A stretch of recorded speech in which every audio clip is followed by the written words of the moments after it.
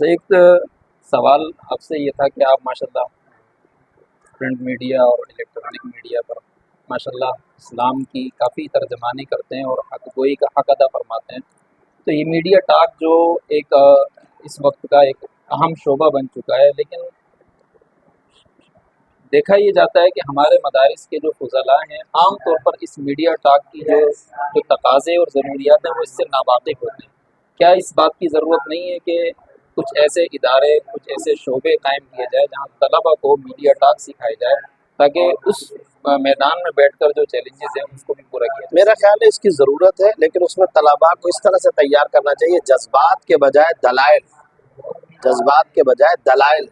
ان کو دینے چاہیے، سکھانے چاہیے، اس کی طرف ان کو متوجہ کرنا چاہیے، مدلل انداز کے اندر گفتگو کرنے